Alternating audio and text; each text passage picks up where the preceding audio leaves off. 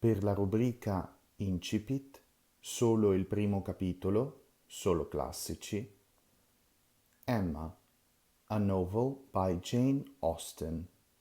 London, Richard Bentley, New Burlington Street, 1870. Reader, Gabriele. Chapter 1. Emma Woodhouse, handsome, clever, and rich, with a comfortable home and happy disposition, seemed to unite some of the best blessings of existence, and had lived nearly 21 years in the world with very little to distress or vex her. She was the youngest of two daughters of a most affectionate, indulgent father, and had, in consequence of her sister's marriage, been mistress of his house from a very early period. Her mother had died too long ago for her to have more than an indistinct remembrance of her caresses, and her place had been supplied by an excellent woman as governess, who had fallen little short of a mother in affection. 16 years had Miss Taylor been in Mr. Woodhouse's family, less a governess than a friend, very fond of both daughters, but particularly of Emma. Between them it was more the intimacy of sisters. Even before Miss Taylor had ceased to hold the nominal office of governess, the mildness of her temper had hardly allowed her to impose any restraint, and the shadow of the authority being now long passed away, they had been living together as friend and friend, very mutually attached, and Emma doing just what she liked, highly esteeming Miss Taylor's judgment, but directed chiefly by her own.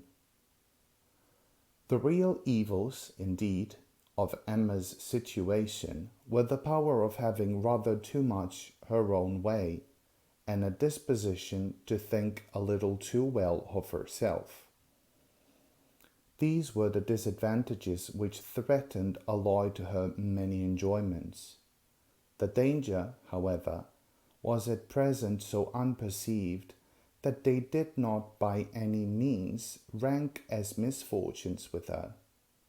Sorrow came, a gentle sorrow, but not at all in the shade of any disagreeable consciousness.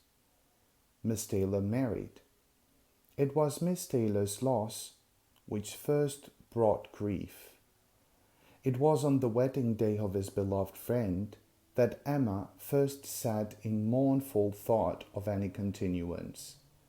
The wedding over, and the bride people gone, her father and herself were left to dine together, with no prospect of a third to cheer a long evening. Her father composed himself to sleep after dinner as usual, and she had then only to sit and think of what she had lost. The event had every promise of happiness for her friend. Mr. Weston was a man of unexceptionable character, easy fortune, suitable age, and pleasant manners, and there was some satisfaction in considering with what self-denying, generous friendship she had always wished and promoted the match, but it was a black morning's work for her. The want of Miss Taylor would be felt every hour of every day. She recalled her past kindness, the affection of 16 years, how she had taught, and how she had played with her from 5 years old, how she had devoted all of her powers to attach and amuse in her health, and now nursed her through the various illnesses of childhood. A large debt of gratitude was owed in here, but the intercourse of the last 7 years, the equal footing and perfect unreserve which had soon followed Isabella's marriage, on their being left know each other, was yet a dearer, tender recollection. She had been a friend and companion such as few possessed, intelligent, well informed, useful, gentle, knowing all the ways of the family, interested in all its concerns, and peculiarly interested in herself, in every pleasure, every scheme of hers. One to whom she could speak of every thought as it arose, and had such an affection for her as could never find fault. How was she to bear to change? It was true that her friend was going only half a mile from them, but Emma was aware that great must be the difference between a Mrs. Weston only a half a mile from them and a Miss Taylor in the house, and with all her advantages, natural and domestic, she was now in great danger of suffering from intellectual solitude. She dearly loved her father, but he has no companion for her. He could not meet her in conversation, rational or playful. The evil of the actual disparity in their ages, and Mr. Woodhouse had not married early, was much increased by his constitution and habits. For having been a valetudinarian all his life, without activity of mind or body, he was much older man in ways than in years, and through everywhere beloved for the friendliness of his heart and his amiable temper. His talents could not have recommended him at any time. Her sister, though comparatively but little removed by matrimony, being settled in London, only 16 miles off, was much beyond her daily reach, and many a long October and November evening must be struggled through a Hartfield before brought Christmas, the next visit from Isabella and her husband, and her little children to fill the house, and give her pleasant society again. Highbury, the large and populous village almost amounting to a town, to which Hartfield, in spite of its separate lawn and shrubberies and name, did really belong, afforded her no equals. The Woodhouses were first in consequence there. All looked up to them.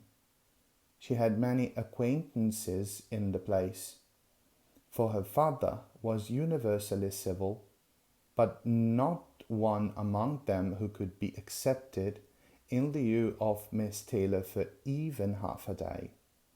It was a melancholy change, and Emma could not but sigh over it, and wish for impossible things, till her father awoke and made it necessary to be cheerful. His spirits required support. He was a nervous man, easily depressed, fond of everybody that he was used to, and hating to part with him, hating change of every kind.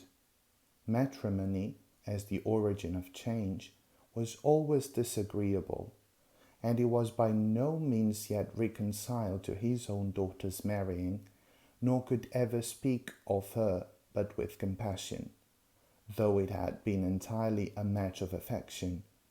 When he is now obliged to part with Miss Taylor too, and from his habits of gentle selfishness, and of being never able to suppose that other people could feel differently from himself, he was very much disposed to think Miss Taylor had done as sad a thing for himself as for them, and would have been a great deal happier if she had spent all the rest of her life at Hartfield.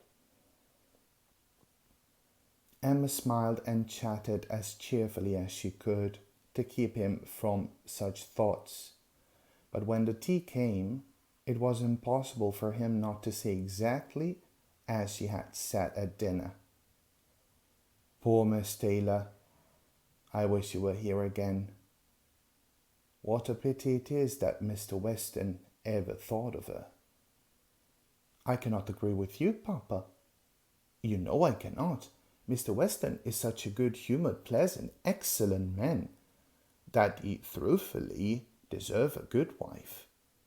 And you would not have had Miss Taylor live with us forever, and bear all my odd humours, when she might have a house of her own. A house of her own! But where is the disadvantage of a house of our own? This is 3 times as large, and you have never any odd humours, my dear. How often we shall be going to see them, and they coming to see us. We shall always be meeting. We must begin. We must go and pay our wedding visit very soon. My dear, how can I get so far? Rondels is such a distance. I could not walk half so far. No, Papa, nobody thought of your walking. We must go in a carriage, to be sure.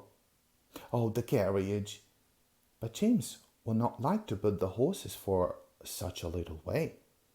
And where are the poor horses to be while we are paying our visit? They are to be put into Mr. Weston's stable, Papa. You know we have settled all that already. We talked it all over with Mr. Weston last night.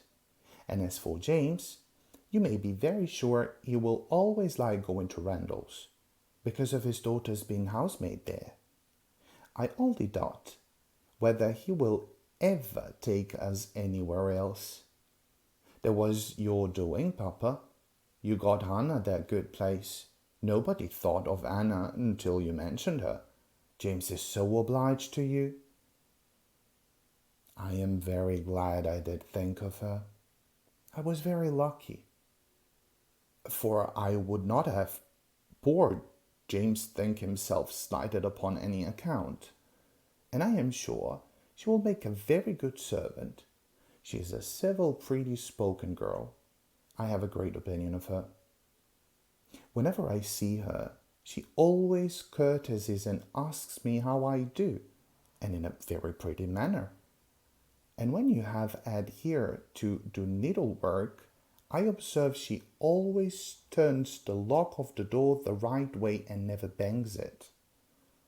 I am sure she will be an excellent servant, and it will be a great comfort to poor Miss Taylor to have somebody about her that she used to see. Whenever James go over to see his daughter, you know, she will be hearing of us. He will be able to tell her how we all are.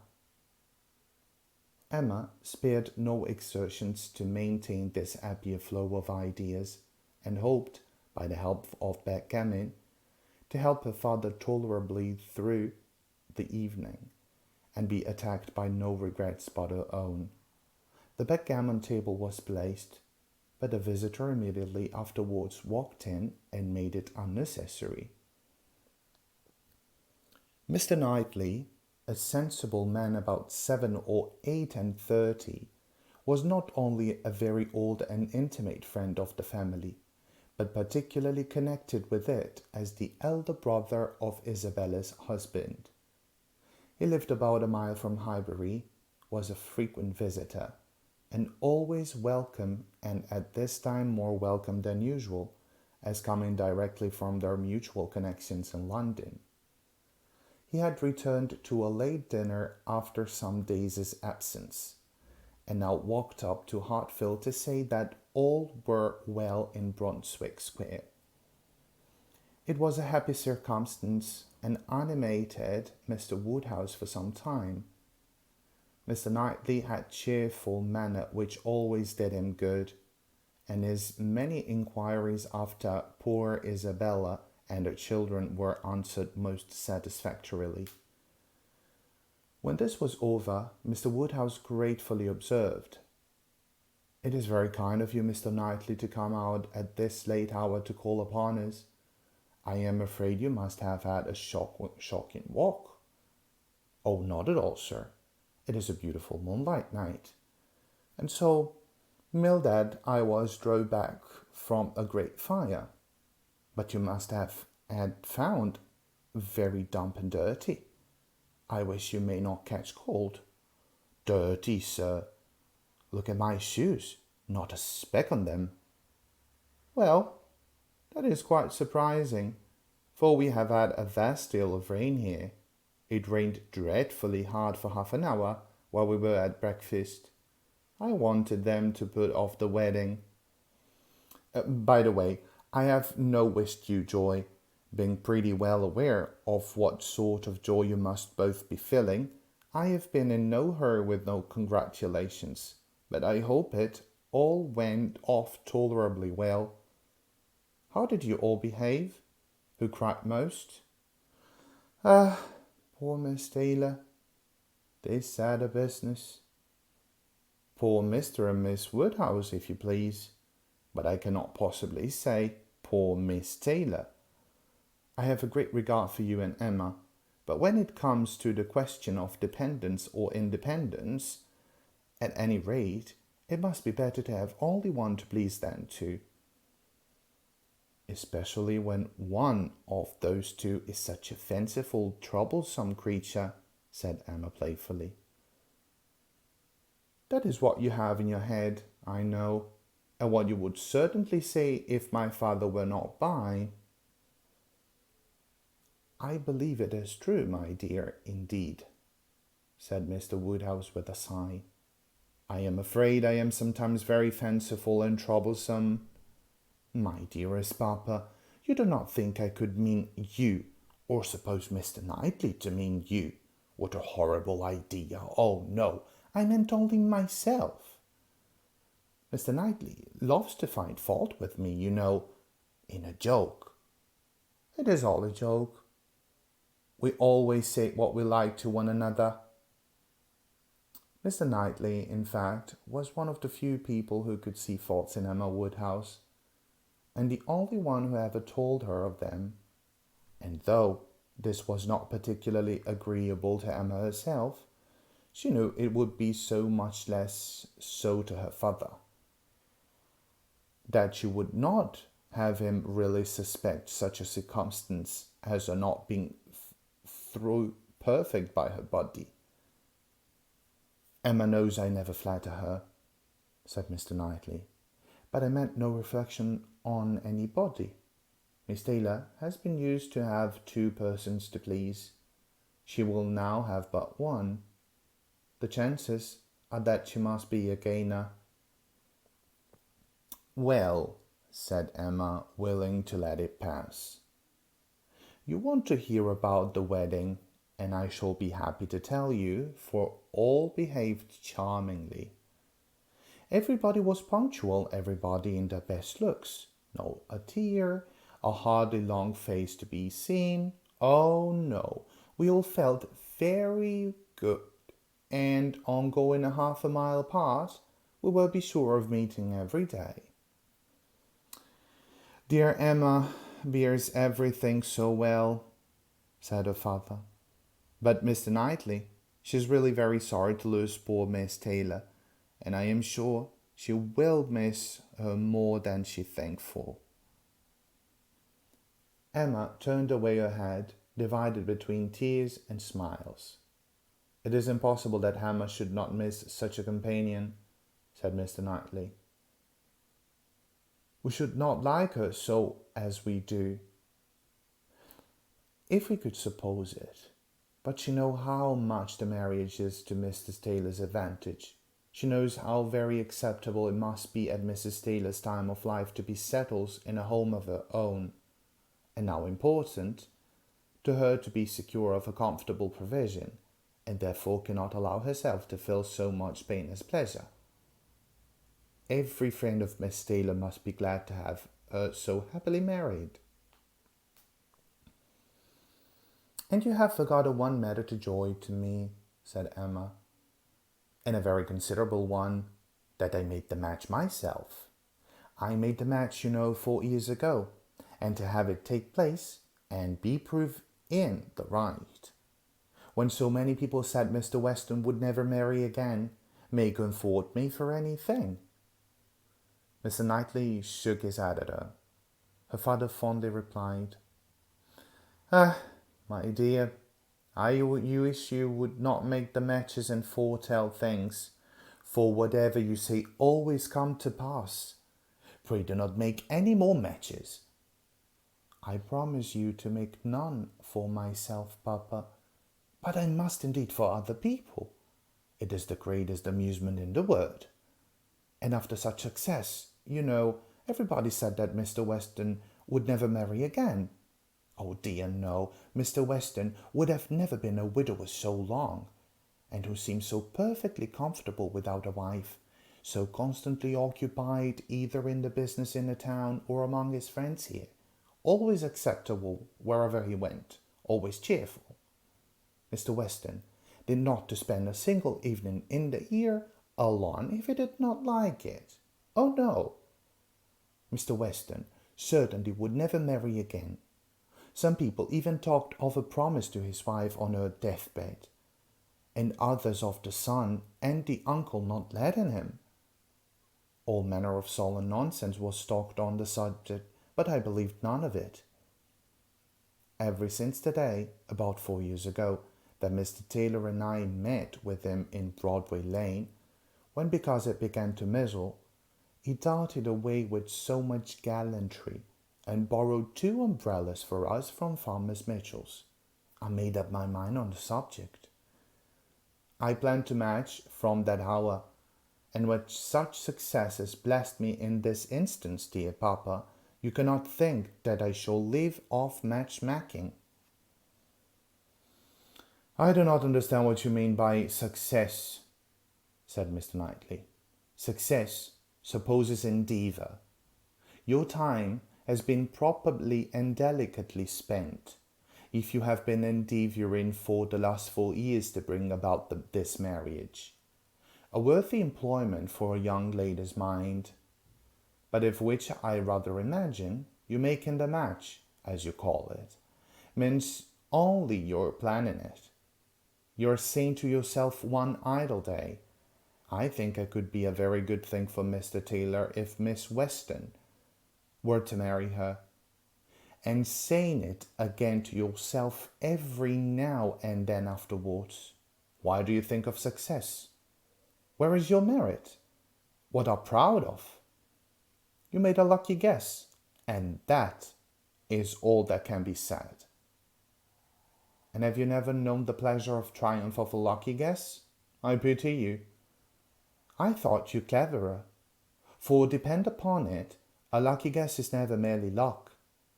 There is always some talent in it. And as to my poor word success, which you quarrel with, I do not know what I am so entirely without any claim to it. You have done 2 pretty pictures, but I think there were many a third, a something between to do nothing and to do all. If I had not promoted Mr. Weston's visits here, and given many little encouragements, and smoothed many little matters, it might not have come anything after all. I think you must know Hartfield enough to comprehend that. A straightforward, open-hearted man like Mr. Weston and a rational, unaffected woman like Mr. Taylor may be satisfiedly left to manage their own concerns. You are more likely to have done harm to yourself than a good to them by interference. Emma never think of herself. If she can do good to others, rejoined Mr. Howes, understand it but in part. But my dear, pray not to make any more matches. They are silly things, and break on one family's circle grievously. One more, please, papa, only for Mr. Elton. Poor Mr. Elton. You like Mr. Elton, papa? I must look about for a wife for him. There is nobody in Highbury who deserves him. And he has been here a long year, and has fitted up his house so comfortably that it would be a shame to have him single any longer. And I thought, when he was joined the other hands today, he looked so very much as if he would like to have the same kind office done for him. I think very well of Mr. Welton, and this is the only way I have of doing him a service. Mr. Elton is a very pretty young man, to be sure, and a very good young man, and I had a great regard for him. But if you want to show him any attention, my dear, ask him to come and dine with us some day. That will be a much better thing. I dare say Mr. Knightley will be so kind as to meet him. With a great pleasure. At any time, sir, said Mr. Knightley, laughing. And I agree with you entirely that it will be a much better thing. Invite him to dinner, Emma, and help him to the best of the fish and the chicken, but leave him to choose his own wife. Depend upon it, a man of 6 or 7 and 20 can take care of himself. Per la rubrica Incipit, solo il primo capitolo, solo classici, avete ascoltato Emma, a novel by Jane Austen.